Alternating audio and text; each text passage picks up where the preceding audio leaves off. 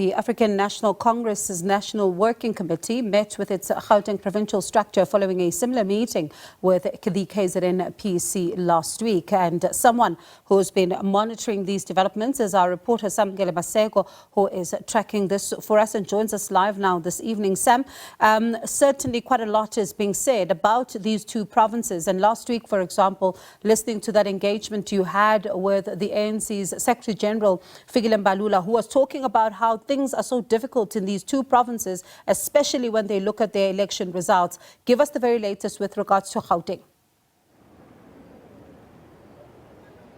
Indeed, Bongiwe, the ANC's Provincial Executive Committee of Gauteng did meet with the ANC's National Working Committee this afternoon. From about 3 o'clock, the Provincial Secretary TK Ngiza tabled a report on the perspective of the PEC since the last engagement they had with the NWC. Also, the Provincial Chair of the province, Panyaza Lesufi, also gave an account of the work that is being done in government. Then it moved to the Secretary General of the ANC, Fikile Mbalula, who then presented the ANC's 3 scenarios to the Provincial Executive Committee of Gauteng, which is a replenishment and total overhaul of the PEC, which is a third option, leaving the status quo second option, and the first option is to enhance the PEC, to add a few faces to come and help the leadership of the province. But I am with Mahlengi Pengumutsiri, the spokesperson of the ANC, to further outline these issues. The Secretary General says you've got 3 options: enhance the PEC, status quo remains second, third, total overhaul,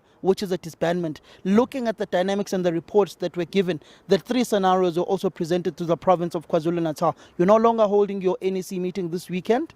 When can your members and South Africans anticipate to hear what will happen to these 2 largely populated provinces that largely constitute whether you win or lose a national election? We are headed, thank you Samkele, we are headed for the first National Executive Committee around the 6th of January, where we will adopt the January 8th statement, which will be read out by the President of the ANC to the people of South Africa. We will then have an ordinary National Executive Committee meeting, which must dispense with this matter. Now that we've had feedback provided to both provinces, and now that we have a perspective from both provinces in terms of which plans to rebuild the organization have been highlighted in the reports that they presented, we are now at a position where it is possible for the National Executive Committee, acting on the recommendations of the National Working Committee and the national officials of the ANC, to come into a determination about what must happen to the provincial executive committees of KwaZulu-Natal and Gauteng. So if I heard you correctly, you are saying that the NEC will no longer meet this weekend. What is the main thrust of the NEC being ultimately postponed to the latter part of the first month of the year, next year, January? Well, the main thrust really is the fact that there are a number of competing activities, most of which require the leadership of the ANC to be present. I mentioned here the Special Congress of the South African Communist Party, our ally. I'm also mentioning here the student movement, SASCO, that's been well on the way to renewal, but continues to require the support of the ANC in terms of its growth, and it's also holding a national congress at the same time. We also, of course, the President and other ministers will be engaged in official state visits, 2 of them.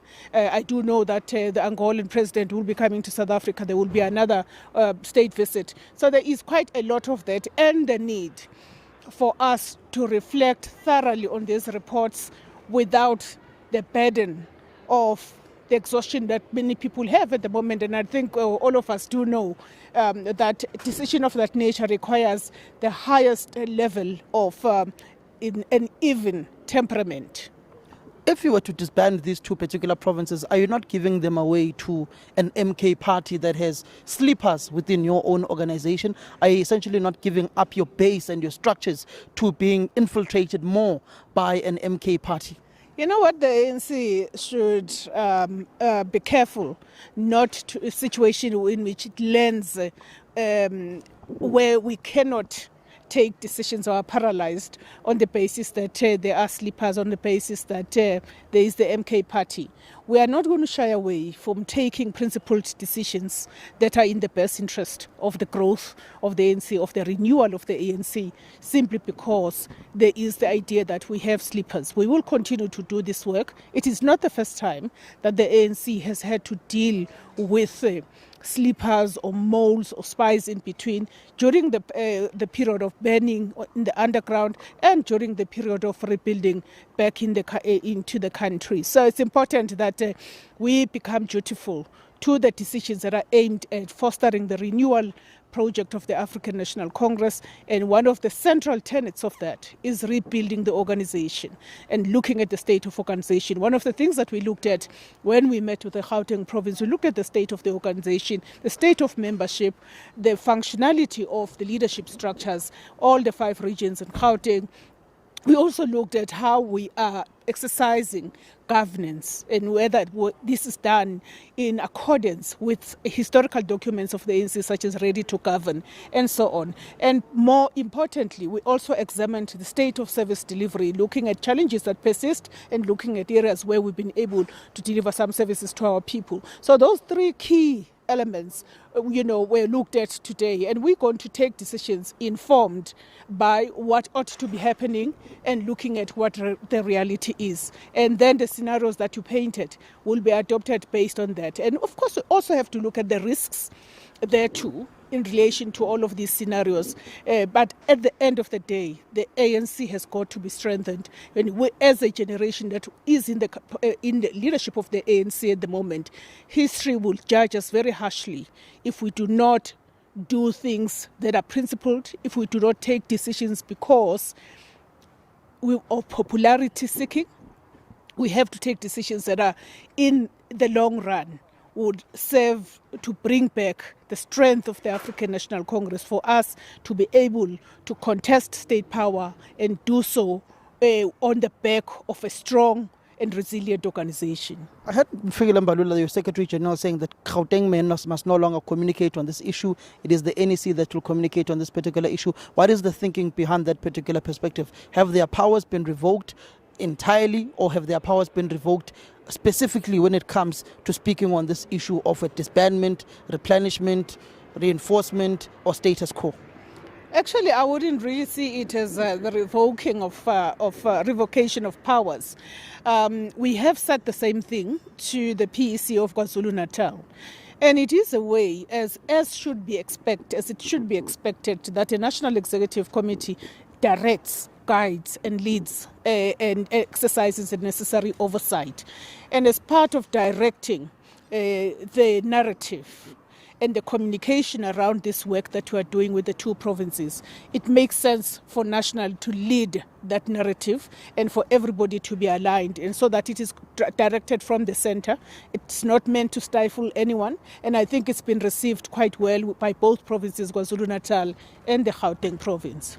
Have you found a pilot to fly your superjet in KwaZulu-Natal to replace the Toyota Conquest that is currently there in the province?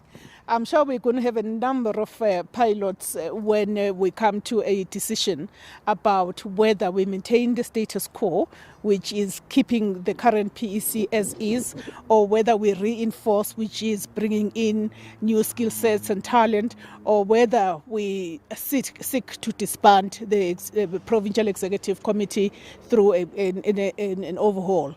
The decision that we take will be pilots multiplied, certainly if we do that in the best interest of the organization. Won't you be recycling old faces who have worn the T-shirt and done it all? Well, the KwaZulu-Natal, Gauteng, these are the 2 provinces where there are some of the finest traditions of the ANC and people who reflect and represent what is good and what is great about this organization. We aren't short of leadership, we aren't short of talent, we're not short of experience. If we look thoroughly at our resources in the 2 provinces, you will agree with me. Take Gauteng, for instance. We have a number of leaders of the ANC. Some of them are in the public service, some of them are self-employed, some of them are full-time in politics. You have a wealth of ANC talent in this province. And I don't want to go into that because it suggests that we have already presuming that there will be a disbandment. But I'm saying, should that scenario be adopted, certainly this organization will never be short of people that can lead and lead well. But as they say, history always repeats itself, especially when you've looked at historical events and how disbandments have taken place. I'm not saying they will be disbanded, but history seems to tell a different picture from these three scenarios that you are painting. In as far as an assessments of provinces, and as far as when it comes to the replenishment and the overhauls of provinces.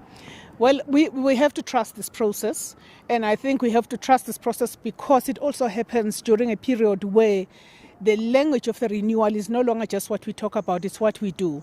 And look at the work we're doing to instill and reinstill discipline and invoking the relevant sections of the Constitution in cases where some of our leaders have been found to be in conflict with the law. I know that there's a narrative that says the ANC is not doing anything, but really look at the stats in the past 2 years about some of our leaders who've had to be forced to step aside when they have been charged by the courts of the land. That has been done. We've had recent examples, for example, until people are exonerated or are acquitted, then they can come back and work for the organization. We are doing those things, and we do wish to say to our people and to the people of South Africa, the ANC should still be held to account because we call ourselves leader of society. So we carry the burden of demonstrating that the things we say are the things that we do, even in the context of discussing the state of Gauteng and the state of KwaZulu-Natal. Former President Mbeki seems to think you are doing nothing for the past 2 years on this issue of renewal as directed by the National Conference. Well, I did listen to what was said by the former president, and most of us certainly have had sight of that. We are always at hand to brief the former president or any former leaders about measures that are in place to implement resolutions of various conferences of the ANC. And we always remain ready to clarify what we need to clarify and to make representations to the former president, Comrade Mbeki, because he is an elder in our organization. And so when he does say that, we need to receive it with, if you like, we need to be measured. We need to be able to receive that and do an introspection, as it would be said by any other veteran. And I think that is what we need to do, to continually engage our elders. But certainly we can point to specific resolutions that the ANC has taken in the past that are being implemented. Thank you very much. That is the spokesperson of the ANC essentially saying that the issue to deal with the province of KwaZulu-Natal and Gauteng will now be dealt with in January. Bongiwa. All right, Samkele, certainly it does promise then to be an interesting next couple of days or even weeks for the African National Congress. That's Samkele Maseko there in conversation with the ANC spokesperson Mahlengi Bengu Mudzeli.